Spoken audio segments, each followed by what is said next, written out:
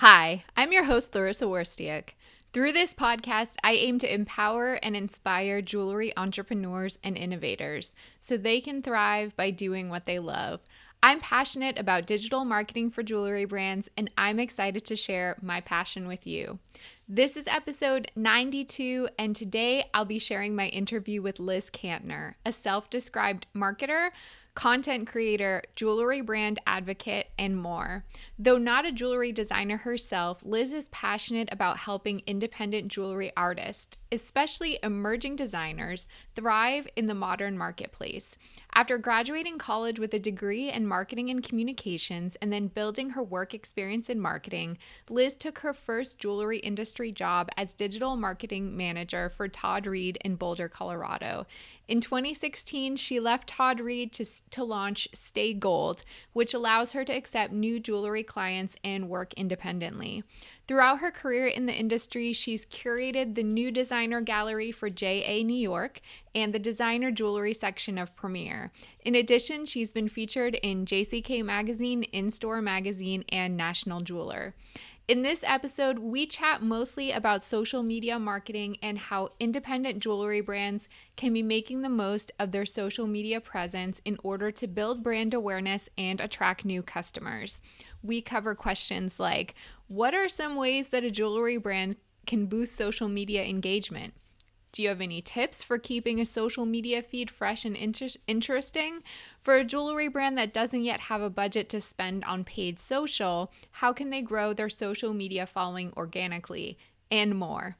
But before we get to the interview, I wanted to share some marketing related articles and research from the past week that caught my attention. So, PR Daily recently published an interesting article about approaching influencer marketing through a PR lens. In order to properly vet an influencer before you work with that person, you'll want to remember that all reputable influencers are mini media companies, which means they have favorable audience engagement, are truly passionate about their chosen niche, have an authentic story, and a well-defined focus. You'll want to ask the influencer the same kinds of questions you would ask a magazine that was writing an article about you. So, for example, do you have a media kit? And what's your content calendar? If the person can't answer these questions, then he or she isn't treating the influence as a business. In addition, you'll want to realize that you'll be giving this person full creative control, as you would a journalist who's writing an article about your jewelry brand. Do you like what you see? And do you trust that this person will portray your brand in a favorable way? These are all important things to remember when considering influencer marketing. Luxury retail may have taken a hit in 2020 due to the coronavirus pandemic and uncertainty about what the future holds. In addition, as you can imagine, people don't really have a reason to dress up anymore and show off their latest fashion and accessory finds. The luxury boutique experience now with temperature checking and mask wearing isn't exactly a fun experience anymore. However, McKinsey predicts that in 2021, the luxury retail sector is expected to grow by 1% to 4%. According to an article from Biz Journals, quote, quiet, understated luxury goods are poised to perform well, end quote. Have you seen Instagram's latest content format called Instagram Reels? In an effort to compete with TikTok, the social media platform launched the feature across 50 countries. It allows users to create and publish 15-second videos using a new set of editing tools. In addition, Instagram has a comprehensive audio catalog of licensed music, so users can include that audio content in their videos without worrying that posts will be removed due to copyright issues. Have you tried using Reels yet? I can't wait to see how different brands start leveraging it. If you'd like the links to the articles I share in this segment of the podcast, you can subscribe to my email newsletter by visiting joyjoya.com/sign up, and you'll get an email digest with the links every time a new episode drops. All right, let's jump into my interview with Liz. So Liz, what about working in digital marketing for Todd Reed initially sparked your love for jewelry? And what were some of the biggest marketing lessons you learned while working there? So working for Todd Reed was one of the coolest experiences. And He had a workshop with 13 jewelers, and that number varied over the time I worked there. But the jewelers he had in his workshop were so passionate about what they were doing, and what they were creating. And I'd never seen a piece of metal be formed into a work of art before. So it was a first for me. And when I first started working with Todd, one of the first things he said to me was go into the workshop every single day. That's the heart of the business. So just being in that studio and feeling all of the creative energies and seeing, metal being transformed into art was just so inspiring to me. And being able to share that on social media was really cool. Wow, that sounds awesome. Now I want to go to the studio and check it out. If you're ever in Boulder, you definitely should, because there's like all glass. The studio is all glass walls, so you can see the makers actually making there. But in terms of biggest lessons in marketing, was really knowing your brand. I feel like Todd Reed, the human, knows his brand so well, and he's able to communicate that and translate that to every aspect of his business. So you walk into his studio and you completely understand what the brand is, and it matches the website, it matches the online presence, the Instagram presence, the social media, all of that. And you just kind of learn the language and you speak the Todd Reed language. So it's just kind of all encompassing his brand, and I think that's why people connect to it so strongly. Yeah, that's super interesting. And I've definitely noticed that about his brand. Whenever I go to his there's such like a vibe that just comes forth from every consumer touch point with Todd Reed. Right. And it's so intentional. And I think so being intentional about your brand and really focusing on that before you put any kind of marketing plan into action, I think is really important. Great point. So how exactly did you transition from that position into what you're doing now? Give us some background about how that all happened. Sure. So, working for Todd Reed, that was my first job within the jewelry industry, but I had already been in digital marketing for several years beforehand. So I really wanted to consult jewelry designers, because I feel like a lot of designers kind of weren't finding their voice online or understanding necessarily how to use that platform to their advantage. So I was interested in getting involved in that. But the real catalyst for moving forward was actually a very sad event. Cindy Edelson passed away, and there was this kind of like hole that needed to be filled, or at least I was trying to help fill it. I was never going to step into her shoes fully, but the J New York show needed somebody to help with their new designer gallery, and I had in my 4 years in the industry working for Todd, really learned about a lot of emerging artists, and was really passionate not only about the making, but these designers who are doing things that were different and kind of coming up and new. And I wanted to help introduce them to the industry. So it kind of felt like a natural fit. And that was really what helped me move to my freelance position. I was consulting the J New York show. And then my first client was Daria de Koning, who I still work with now, helping her with her social media. So those two things kind of helped me move forward. Amazing. So I know that you specialize now in content creation and planning, especially when it comes to social media marketing. So how do you usually kick off that strategy visioning process with your clients? What's involved in all that? So it's really important for me to fully understand the brand and the inspiration and everything behind it. So it really starts with a lot of long conversations. And I like to, if possible, touch the jewelry, feel it, see kind of every aspect of the process, see where they've been, where they're going, where they're thinking they're going, all of that, and really understand what they're trying to say with it. So I work in a way that is very communicative and really collaborative a little bit. I'm trying to translate what they want to say into a medium that they're not super familiar with, or they don't know necessarily how to create a strategy for. So it's very much working closely with the designer to create that narrative.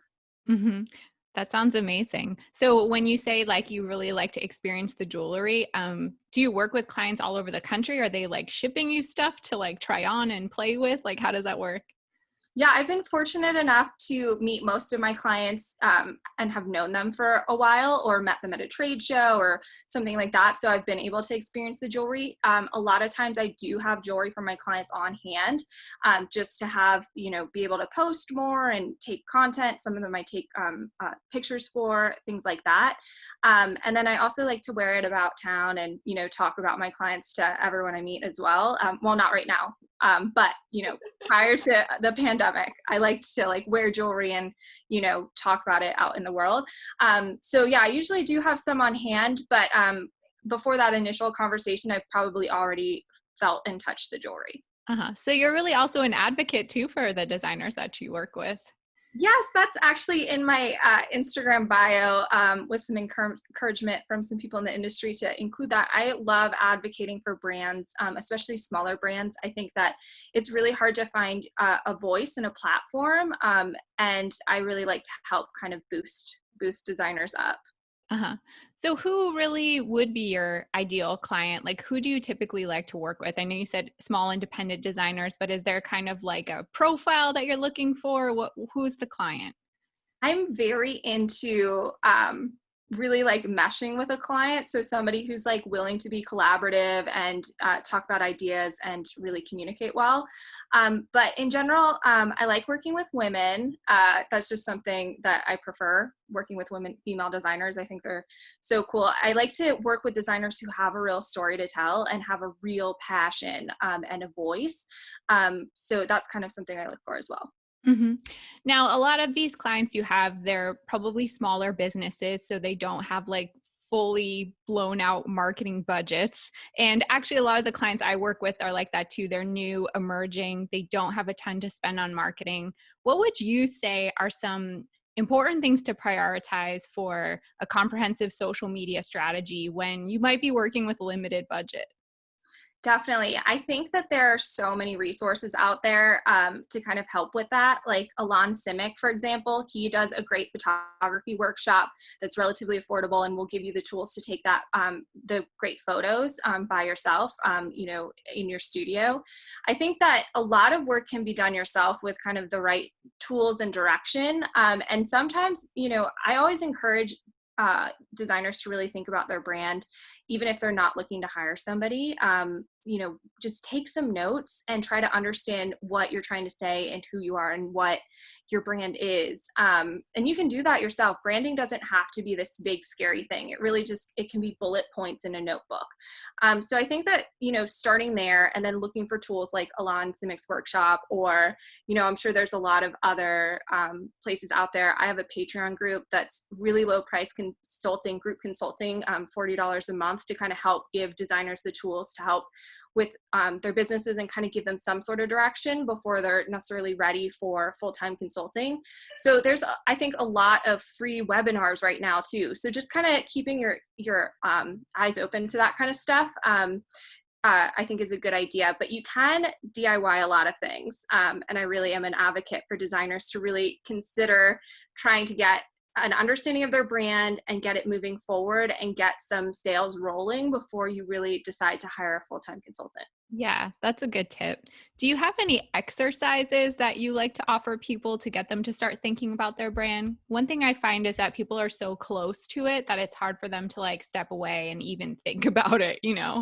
Right, definitely. I mean, I always encourage people to like get kind of a group together to kind of, again, not right now, not the best example for now, but get some friends over to touch and feel your jewelry, like lay it out like you're doing a trunk show, and kind of have them just give you feedback on how it makes them feel, or like what they think about it, and things like that, and use that kind of as a focus group, or do a Zoom call, if you're trying to kind of work on this stuff now. But I think what I recommend first is to think of 5 keywords to describe your brand, which is kind of a good place to start. But again, just like taking a notebook and just writing down bullet points of what your brand is can be just as helpful, and just kind of taking that brain space to try to understand. hmm Wow, great suggestion. So, one thing that I hear constantly from my clients and even people that I have consultations with, they struggle the most with engagement when it comes to social media marketing. I mean, some of that is just a result, as you know, of like the Instagram algorithms, kind of limiting reach for some of these designers.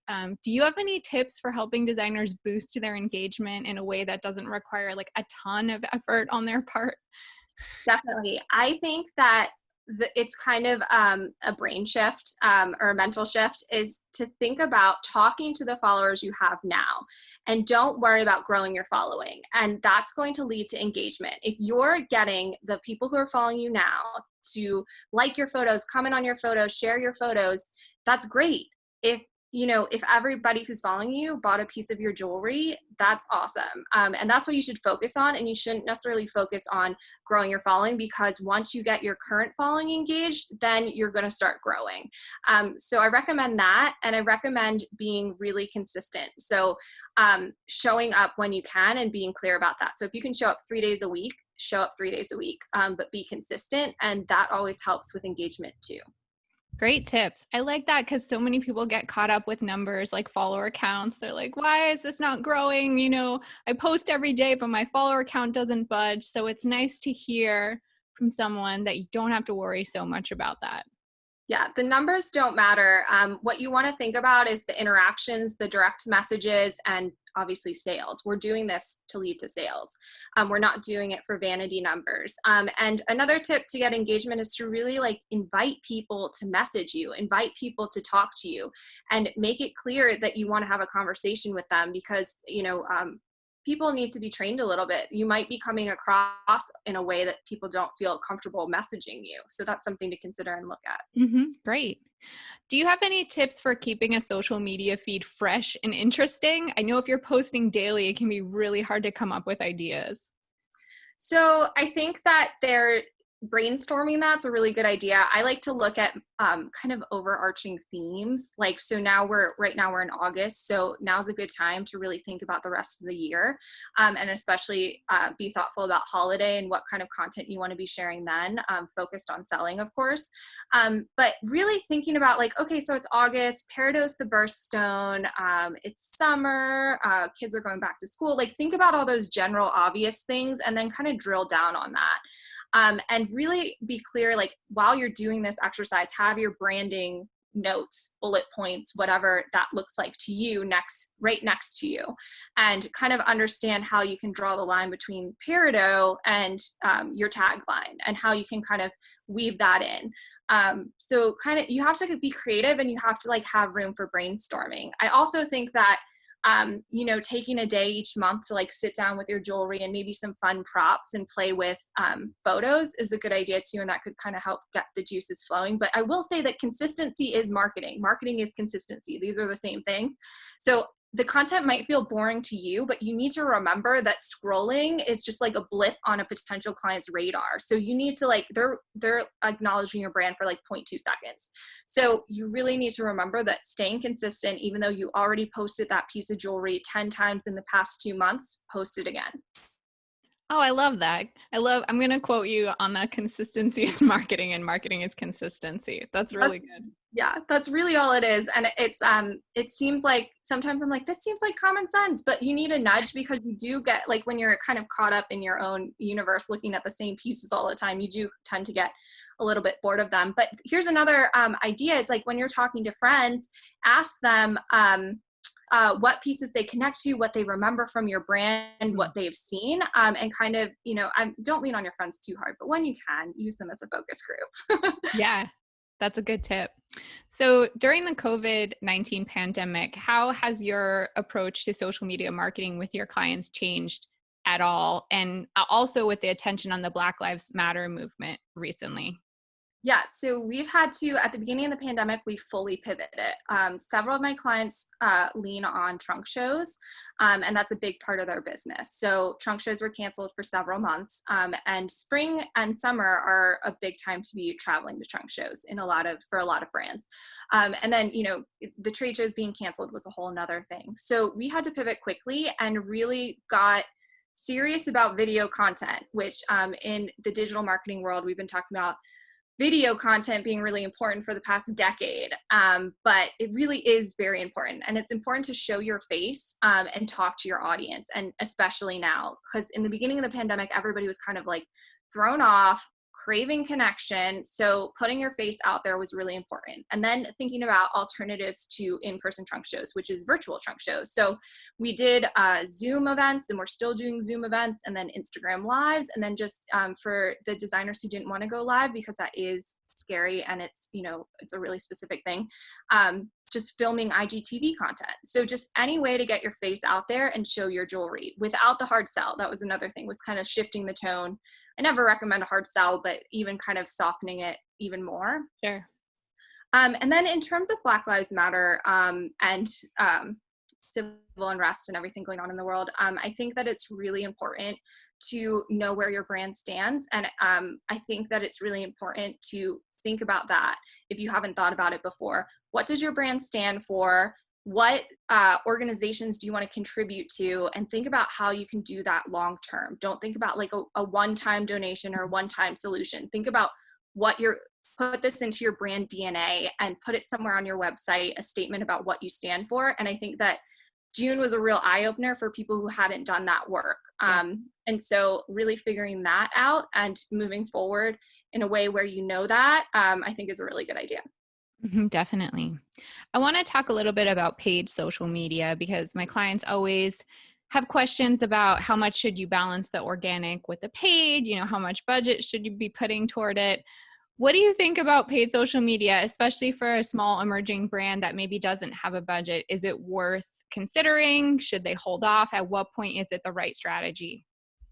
I think that you need quite a bit of money set aside to have any effect on paid social media advertising. And I think you need to layer it in with redirect ads and Google search ads and stuff like that. So you need a full-blown campaign for it to really be effective. I also think that it's a really challenging thing to see results in for fine jewelry. A lot of people searching for independent brands are searching on Instagram and using social media. And unless you have engagement rings as a big category of your business, it probably won't pay off in a big way and lead to sales, in my opinion. I think that if you're considering that and you say have $500 to spend, don't. Spend that on content creation, spend that on, think about doing maybe a small photo shoot or buying props to play around with more content, or, take a photography class or something like that. I think that that's a better way to spend it. I think that you really need to consistently be putting a chunk of money into social media ads each month to see results. Now, you mentioned engagement rings or the bridal category. What about that is maybe better suited for ads? So that's something people are searching for, I think, in hashtags on Google. That's something that men are searching for. That's something that you're getting a broader range of people searching for. And it's more specific. You can target a little bit better. So I think that those are reasons why engagement rings might be a better category to consider when doing social media ads. But I also think that you still need quite a bit of budget set aside consistently month after month to do that. And it's the same, I know print advertising isn't as relevant anymore, but it was the same thing when I was considering print advertising. You want to buy, at least 6 months in a year to have any effect. If you're just going to buy a one-page ad, it's not going to show results. That's a really good comparison. Do you have any examples of jewelry brands you think do social media really well? So I feel like I always use this example, but Marla Aaron, I think she really is personal, and she's always showing up, and her product, she's showing it over and over and over again, and how you wear it and different ways to wear it. And things like that. And I really love a social media brand that is both polished and personal. A brand that I really love that's outside of the jewelry industry that I also use as an example a lot is East Fork Pottery. They're local to Asheville, North Carolina, where I live. I love looking at brands outside of the jewelry industry to kind of think about what I like about them and what I think they're doing well. And I encourage everyone to kind of do that as well. Look at high-end pottery, look at high-end furniture, interior design, or things like that, kind of that align with what you're doing, like in a way, could be the same client as you. But East Fork Pottery has really beautiful polished photography, but they're always checking in, sharing recipes or just saying hello and showing their faces. And I think that that's really cool.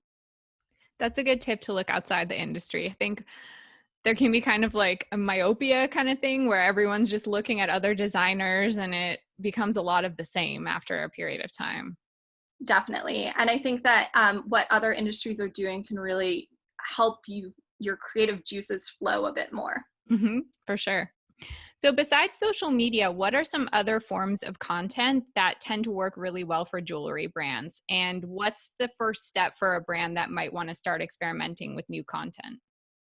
So different platforms to consider. Yeah. So I think email marketing is really important. So if you're asking kind of the two things to focus on right now, it would be social media and email marketing. Hmm. And the thing about email marketing that's so important is it won't go away. People's email accounts won't disappear, whereas Instagram, or Facebook could disappear tomorrow. Like TikTok's going to get banned, and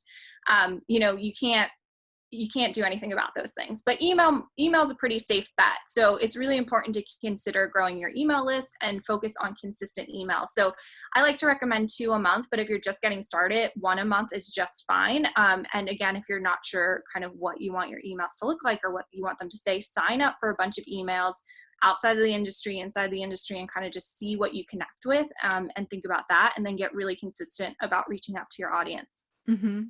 Definitely. I know I always tell people that like, imagine Instagram just shutting down and like it blows their mind a little bit. They can't imagine it, but it's possible. There's no reason why it couldn't. It's a private company.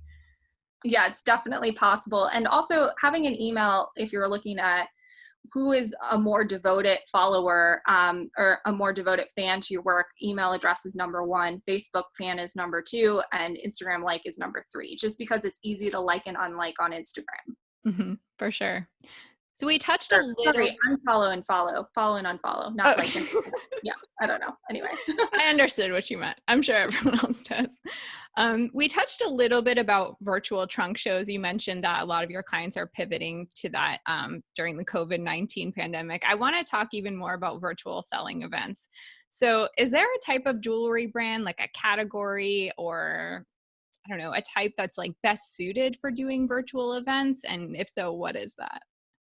So I don't think it's necessarily a specific category. I think it's really important to work on your client list and clientele. And my clients who have been working on that for many years were set up pretty well for going into the pandemic, because they have, their contacts, they knew who to invite to these Zoom events, and these people are already fans of their work. So I think that anybody could have a successful virtual trunk show. It's just really clienteling and inviting people. So thinking about your list, who's bought from you before, diving into kind of like all your sales reports from the past and inviting specific people. You could certainly invite your Instagram following too, but I also recommend sending direct DMs and making sure people know about it rather than just blanket inviting. I think that more personal invites lead to more successful events, because these people are feeling like they've truly been invited and it's a special thing, and making it feel special, I think, is important. And I think that a lot of people get in their head about live events. They want hundreds of people there, but you don't need hundreds of people there. I've heard from many designers who've had events with 5 people there and have had great sales from those things. So really just being strategic about inviting people, and strategic and thoughtful about inviting people. And then I also like to really have a theme with your trunk show. So maybe it's turquoise, it's summer, great stone for summer.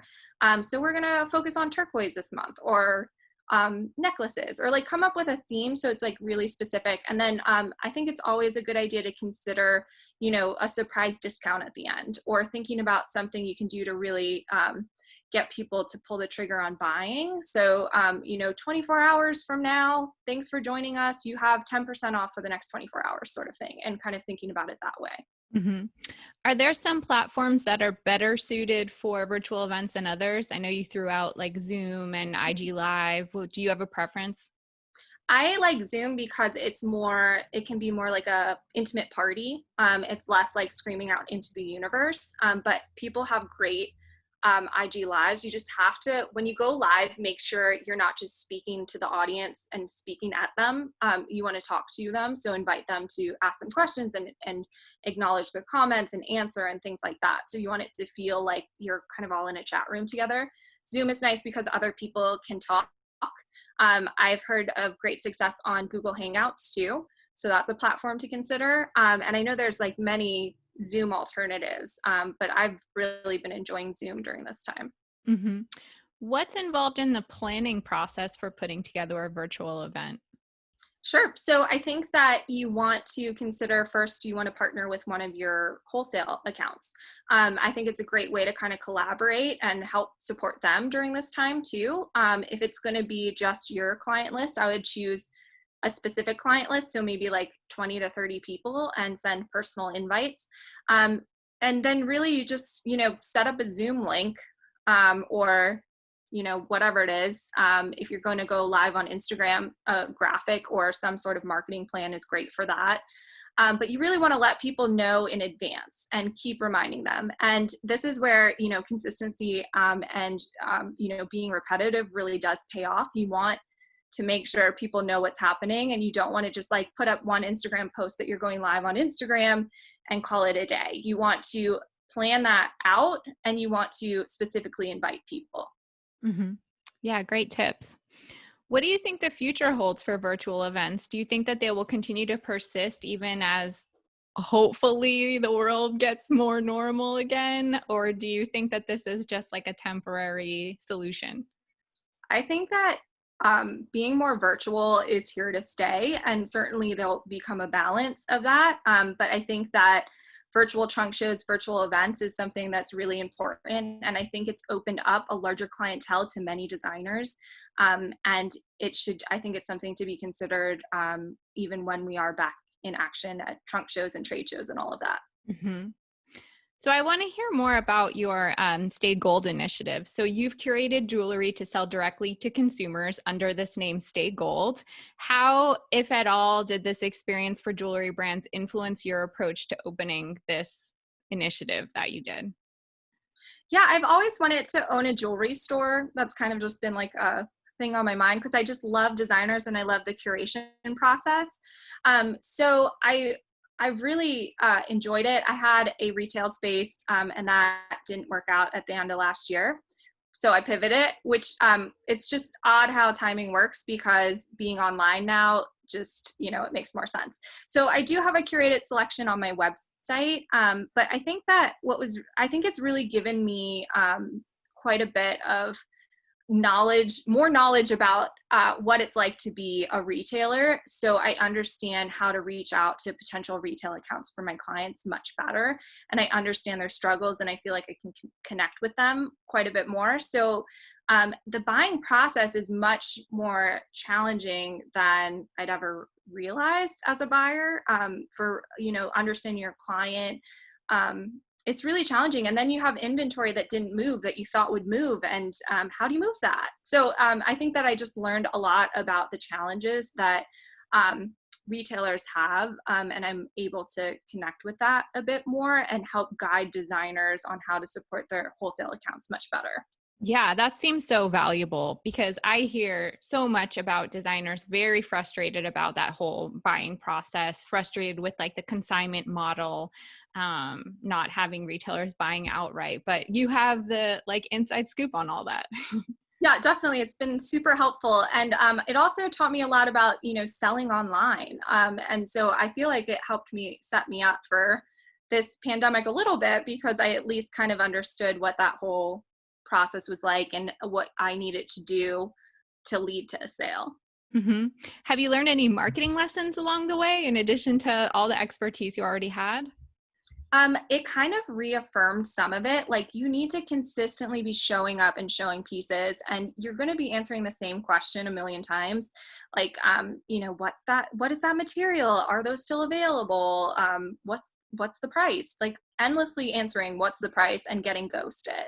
But I think it's still important to always answer every DM about what the price is in the most thoughtful way possible with extra photos and information and all of that, because it does lead to sales. The DMs are the gateway to sales, in my opinion, on Instagram. It's like, that's where you're having conversations. And during this time, that's where many people have been selling jewelry. It's on Instagram, even though they have a beautiful website. The website has kind of become secondary to Instagram right now, because people are looking for ease. They're on the app constantly. They don't want to leave the app to click to a website. So having DM conversations is really important, which was kind of a segue, but I just wanted to get it out. Definitely. I have two thoughts about that. One, I don't know if you're familiar with Kathleen Cutler. Yep, of course. She was a guest on my podcast, and that's like her whole thing is all about, maintaining these direct conversations with your clients, especially through DM. So definitely echoing her sentiment on that. And then what was my other thought? Oh, Instagram and Facebook recognize all this, and they're even pivoting their features and services to kind of support this model, like offering checkout directly through the app so that a customer doesn't even have to leave the app in order to purchase something. So that's definitely the future of commerce, I think, digital commerce. Definitely. But something that I have noticed, even though, even if you have your product tagged on Instagram, people, especially when you're selling fine jewelry, a lot of people will still want to have an interaction with whoever's behind the Instagram account before actually purchasing the piece. So I think that that's just an interesting thing to me, is like, you could have it all set up, easy, ready to go, but they still want to ask you the price, even though it's there, or ask you the materials, or have some sort of interaction before purchasing. Mm-hmm, definitely. So what does the future hold for Stay Gold? What are your plans with this? I have no idea, to be very honest. And I think it's, I love trying things, and seeing where they go. My most recent initiative, I kind of, with the Black Lives Matter movement, I've felt really compelled to do something to help. So I kind of transitioned my whole shop on my website to a raffle, and I'm going to be raising money twice a year for organizations that really kind of help artists, young artists, help move them forward. I think that our industry is lacking diversity, and I think that it really starts from that like high school and younger level for people and artists to understand that they can be artists, and kind of help in those areas. So most recently, I donated. Myself and 27 designers donated pieces and had a raffle, and all of the money we raised went to Crafting the Future, and we raised enough money to send 3 students to a summer program at Penland School of Craft, which is an incredible craft school here in North Carolina. Cool. So we're going to be doing another one in February, and we're going to keep working towards a more diverse jewelry industry. Wow, that's amazing. So how can our listeners find you, Liz? How can they work with you? Can you tell us more about the Zoom calls that you do? Just anything you want to share about yourself? Definitely. So my website is lizkantner.com, or on Instagram at Liz_Kantner. Feel free to DM me. I answer every single one of my DMs. I love talking to designers, so I'm glad to chat with you anytime. So my Patreon group's been really great, especially now because everybody's kind of seeking community and seeking some sort of support. So that's patreon.com/LizKantner, but you can also find a link on my website and my Instagram if you're interested. And I'm glad to tell you more about that, or talk you through that. And I also offer consulting calls, or if you want to talk about more full-time, long-term consulting, I'm glad to talk about that. I'm open to it all. Great. Thanks so much, Liz. I really appreciate you taking the time to be a guest. Yeah, I love being here. Yeah. Thanks for having me. Great. It was such a pleasure to be able to talk to Liz and invite her to share her social media marketing expertise. Be sure to visit lizkantner.com. That's LIZKANTNER.com to learn more about Liz and for information about her Stay Gold project. You can also connect with Liz on Instagram at Liz_Kantner. I look forward to sharing more interviews with you.